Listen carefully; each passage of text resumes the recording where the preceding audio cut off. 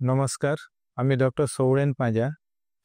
আমি নারায়ণ রবীন্দ্রনাথ টেগোর হাসপাতালে critical care এবং মেডিসিন ডিপার্টমেন্টের বিভাগীয় প্রধান হিসাবে কাজ করছি।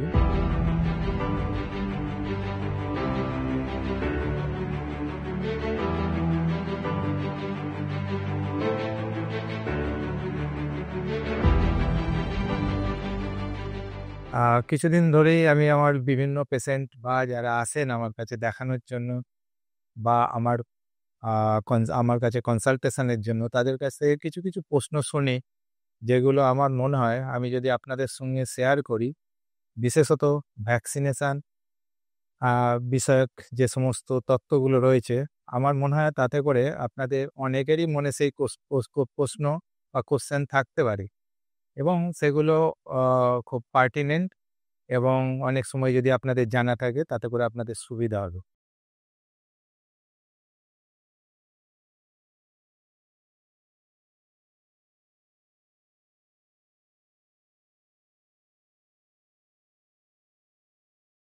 প্রথম প্রশ্নটা যেটা যে অনেক সময়ই পেশেন্ট আমাদের হাসপাতালে ভর্তি হন নিউমোনিয়া নিয়ে, তাতে তাদের চিকিৎসার পরে তারা সুস্থ হয়ে ওঠেন।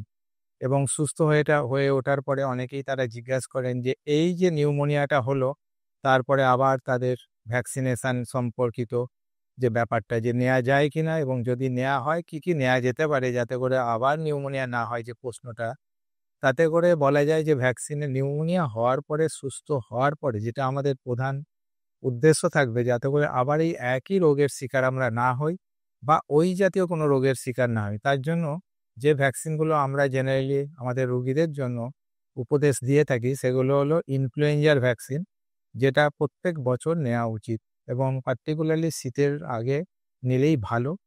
তার সঙ্গে সঙ্গে নিউমোনিয়ার ভ্যাকসিন আছে। আজকাল বিভিন্ন রকম নিউমোনিয়া ভ্যাকসিন আছে।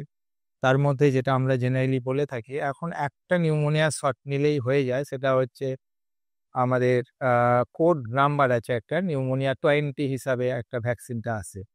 এর আগে আমরা যেটা ইউজ করতাম অনেক সময় নিউমোনিয়া কোড 13 এবং তারপরে 23 ইউজ করতাম এবং দুটোর মাঝখানে ১ মাসের একটা গ্যাপ, সরি, ১ বছরের একটা গ্যাপ রাখতাম।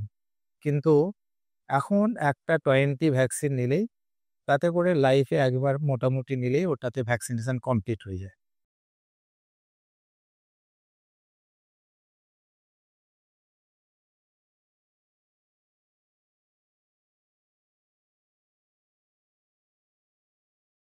এই যে প্রশ্নটা যে ডায়াবেটিস আছে, ইনফ্লুয়েঞ্জা ভ্যাকসিন নেওয়া যায় কিনা এবং কখন নেওয়া উচিত? ইনফ্লুয়েঞ্জা ভ্যাকসিন এখন আমাদের যেটা রেকমেন্ডেশন বা আমরা যেটা উপদেশ দিয়ে থাকি, যে সমস্ত ডায়াবেটিস পেশেন্ট যখনই ডায়াগনোসিস হয়ে গেল, কতগুলো ভ্যাকসিনের মধ্যে ইনফ্লুয়েঞ্জা ভ্যাকসিন হচ্ছে একটা বিশেষ ভ্যাকসিন যেটা প্রত্যেক ডায়াবেটিক পেশেন্টেরই নেওয়া উচিত এবং সেটা প্রত্যেক বছর ঠিক আমাদের শীতের আগে নিলে, মানে যে সিজনটাকে আমরা ফ্লু সিজন বলে থাকি, তার আগে নেওয়া উচিত। এবং এছাড়াও ডায়াবেটিস ছাড়াও কিছু পার্টিকুলার গ্রুপস আছেন বা যে সমস্ত রুগী দের এই পার্টিকুলার ভ্যাকসিনটা দিলে তাতে করে সুবিধা হয়, সেই ভ্যাকসিন সেই রুগীগুলো যাদের যাদের ওই সমস্ত রোগ থাকবে তাদেরও নেওয়া উচিত। যেমন ধরুন কার্ডিয়াক বা হৃদ হি মানে কার্ডিয়াক সংক্রান্ত কোনো রোগ থাকলে নেওয়া উচিত। এছাড়াও অনেক সময় লাংসের কিছু প্রবলেম আছে বা ফুসফুসে, যেমন হচ্ছে ক্রনিক ব্রঙ্কাইটিস, ব্রঙ্কিয়াল অ্যাজমা। তো এই ধরনের যাদের রোগ বা যাদের অ্যালার্জি আছে এবং অনেক সময় ইমিউন কম্প্রোমাইজড হোস্ট, মানে যাদের বেসিক্যালি বডির ইমিউনিটিটা কম আছে, সেটা ওষুধ দিয়েও হতে পারে, আবার অনেক সময় এমনি রোগের জন্যও হতে পারে। সেক্ষেত্রেও ইনফ্লুয়েঞ্জা ভ্যাকসিন প্রত্যেক বছর নেওয়া উচিত।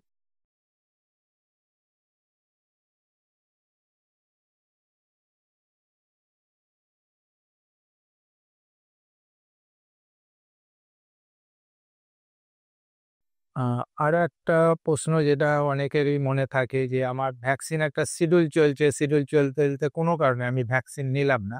যে প্রশ্নটা, এটা খুবই আ সঙ্গত প্রশ্ন, যে কোনো একটা বাচ্চার হয়তো এক্সামিনেশন আছে বা অনেক সময় দেখা যায় আরেকটা রোগ হয়েছে, তার জন্য ভ্যাকসিনেশনের যে শিডিউলটা কোনোভাবে ডিস্টারপশন হয়েছে বা শিডিউলটা ফলো করা যায় না। তো সেক্ষেত্রে ভ্যাকসিনটা কিভাবে নেয়া যাবে?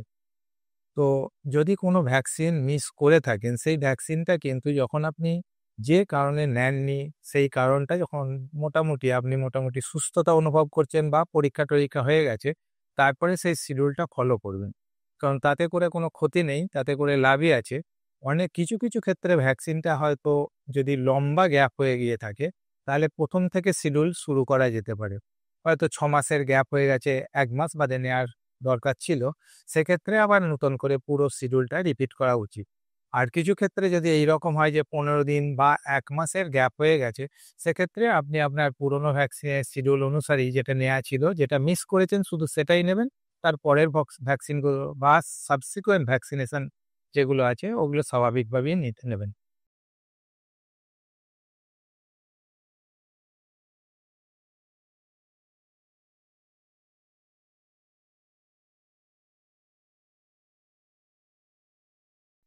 এই যে প্রশ্নটা রয়েছে যে রিঅ্যাকশন মানে আমার ভ্যাকসিন নিয়েছি, জ্বর হয়েছিল, হয়তো ১ দিন বা ২ দিন জ্বরটা ছিল। তারপরে আবার সুস্থ হয়ে গেলাম। এখন মনে একটা সংকোচ বা সংশয় সবসময়ই থাকে, তাহলে কি ভ্যাকসিনটা কিছু গন্ডগোল? দ্বিতীয়ত হচ্ছে আবার কি সেই ভ্যাকসিন যদি নেয়ার দরকার থাকে নেব কিনা? আ প্রধানত ভ্যাকসিন আমরা কি করে শরীরে? ভ্যাকসিনেশন হচ্ছে আমরা একটা হয়তো খানিকটা ডেড বা পার্সিয়ালি ডেড ব্যাকটেরিয়া, ভাইরাস এগুলো ইনোকুলেট করি। অনেক ক্ষেত্রে অ্যান্টিজেন মানে তাদের যে কনস্টিটিউয়েন্ট আছে সেটা বডির ভিতর দিয়ে দিই। যাতে করে বডির ইমিউন রিঅ্যাকশন হয় বা ইমিউনিটি তারা প্রচুর পরিমাণে কিছু সাবস্টেন্স তৈরি করে যেগুলোকে অ্যান্টিবডি বলা হয়। তাতে করে বডি সেই সমস্ত ব্যাকটেরিয়া বা ভাইরাস যখন আক্রমণ করে তাদের বিরুদ্ধে লড়তে পারে। এখন এই যে জিনিসটা তৈরি হয় এটাকে একটা খানিকটা হলেও আর্টিফিশিয়াল ইনফেকশনের মতো বা ওই জাতীয় জিনিস আমরা রিঅ্যাকশন তৈরি করার চেষ্টা করি। তো তাতে করে ১ দিন বা ২ দিন জ্বর হওয়াটা খুবই অনেক সময় খুব কমন। সাধারণভাবেই দেখা যায়। এতে ভয়ের কিছু নেই। পরবর্তী ভ্যাকসিনগুলো রেগুলার নেওয়া উচিত। যদি এই ধরনের সিম্পটমস হয়, তো অনেকের মনে হয় যে এটা কি ভ্যাকসিনের জন্যই হয়েছে কি অন্য রোগের জন্য হয়েছে। আমরা ডাক্তারি শাস্ত্রে একটা টেম্পোরাল রিলেশন ভাবি যে একটা রোগ যখন তার পূর্ববর্তী কি সংবাদ বা কি ইনফরমেশন আছে যাতে করে আমরা রোগের ডায়াগনোসিস করার জন্য ওই পোস্টমর্টেমটা করি। ইউজুয়ালি ভ্যাকসিন নেয়ার পরে আমরা ধরেই নিই যে হয়তো ভ্যাকসিনের জন্যই হয়েছে এবং সেক্ষেত্রে ভয়ের কিছু নেই। আর যদি জ্বর হয় কি করবেন? না সাধারণভাবে যে সমস্ত ট্যাবলেটগুলো জ্বর কমিয়ে রাখতে সাহায্য করে যেমন প্যারাসিটামল বা এই জাতীয় ট্যাবলেট ১ দিন বা ২ দিন খেলে গা ব্যথা, জ্বর হওয়া এই সমস্ত সিম্পটমস গুলো কিন্তু উপশম হয়ে যায়। এর জন্য ভয়ের কিছু নেই।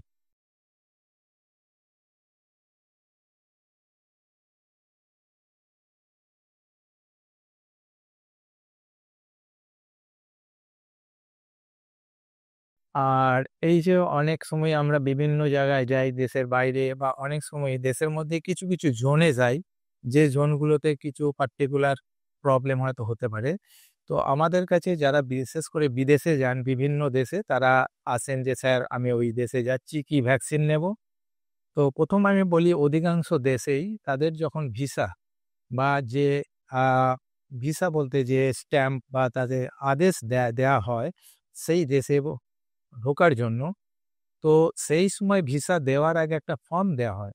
সেই ফর্মটাতে পার্টিকুলার কি ভ্যাকসিন সেই দেশে প্রবেশ করার জন্য দরকার হয়, সেই প্রবেশাধিকার বা ভিসা দেওয়ার আগে কিন্তু সেই ফর্মটা ফিল আপ করতে হয়। যদি আপনি ওই সমস্ত ভ্যাকসিন না নিয়ে থাকেন, সেই ভ্যাকসিনগুলো তো অতি অবশ্যই নিতে হয়। যেমন হয়তো কিছু আফ্রিকান কান্ট্রি আছে যে কান্ট্রিগুলোতে আপনি গেলে ইয়েলো ফিভার ভ্যাকসিন মাস্ট। আবার আপনি যদি ইউএস যান সেখানে হেপাটাইটিস বি ভ্যাকসিন বা মেনিনগোকক্কাল ভ্যাকসিন তো কোনো জায়গায় এই সমস্তগুলো রেকমেন্ড করা থাকে। ইউজুয়ালি অন অ্যান এভারেজ বা সাধারণভাবে আমরা যেটা সাজেস্ট করে থাকি যে সমস্ত পারসন বা সমস্ত ব্যক্তিরই বাইরে যাওয়ার আগে কিছু ভ্যাকসিন নিয়ে নেওয়া উচিত। যেমন কমন ভ্যাকসিন হচ্ছে টিডিপি বা টিটেনাস, ডিপথেরিয়া এই জাতীয় যে ভ্যাকসিনগুলো ১ম থেকে দেয়, এমএমআর, মিজেল মাম্পস, রুবেলা এই ভ্যাকসিনগুলো প্রত্যেকেরই থাকলে ভালো। যদি না নেয়া থাকে আগে ১০ বছরের আগে হয়তো নিয়েছেন, সেখানে কিন্তু অ্যাডাল্টহুডেও এই ভ্যাকসিনগুলো নিয়ে নেওয়া উচিত। এছাড়া হেপাটাইটিস এ, বি এই ভ্যাকসিন নেওয়া উচিত এবং এর সঙ্গে আপনি দেখবেন যে মেনিনগোকক্কাল ভ্যাকসিন নেওয়া উচিত।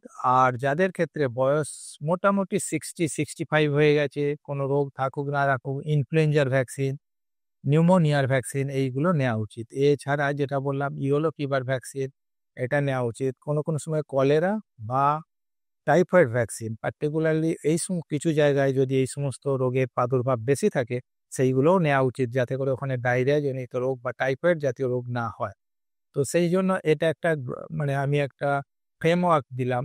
তো যেটা শর্টে বলা যায় যে সমস্ত যে ভ্যাকসিনগুলো আমাদের ইউনিভার্সাল প্রোগ্রামে আছে আমাদের দেশের জন্য সেইগুলো তো থাকবেই। তার সঙ্গে কিছু, কিছু বিশেষ ভ্যাকসিন সেইগুলো কিন্তু বিশেষ, বিশেষ দেশের জন্য প্রয়োজন হয়। সেটা ওই যে ভিসা ফর্ম বা সেই দেশে প্রবেশাধিকার ফর্ম দেওয়া হয় তার মধ্যে লেখা থাকে সেগুলো কিন্তু নেওয়া উচিত। আশা করি আমি যে আলোচনাগুলো করলাম এগুলো খুবই বিশেষ, বিশেষ কয়েকটি প্রশ্নের জবাব হিসাবে করলাম। কারণ এই সমস্ত প্রশ্নগুলো আমি আ অধিকাংশ সময়ই বিভিন্ন রোগীর কাছ থেকে বা বিভিন্ন আমার কাছে যারা আসেন আমার সঙ্গে পরামর্শ করতে, তো তাদের সঙ্গে এই সমস্ত প্রশ্নগুলোর সম্মুখীন হই বলে এই কয়েকটি প্রশ্নই আমি আলোচনার মধ্যে রাখলাম। কিন্তু এর বাইরেও অনেক প্রশ্ন থাকতে পারে, অনেক বিশেষ, বিশেষ সময় বিশেষ, বিশেষ মুহূর্তে প্রশ্নগুলো আসতে পারে। যদি আপনাদের এই সমস্ত প্রশ্ন বা কিছু উত্তর জানার থাকে, সেটা অতি অবশ্যই এই যে কমেন্ট বক্সে আপনারা দেবেন এবং যদি এই আলোচনাটা ফলপ্রসূ হয়, তাহলে আবার নিশ্চয়ই কমেন্ট পাস করবেন যাতে করে ভবিষ্যতে আমরা এই ধরনের আলোচনা বা এই ধরনের বিভিন্ন টপিক নিয়ে আলোচনা করা যেতে পারে, বিশেষত ভ্যাকসিনেশন নিয়ে। এবং সেক্ষেত্রে আমার মনে হয় যে এটা সর্বসাধারণের জন্য নিশ্চয়ই এটা ফলপ্রসূ হবে। ভালো থাকবেন, সুস্থ থাকবেন। নমস্কার।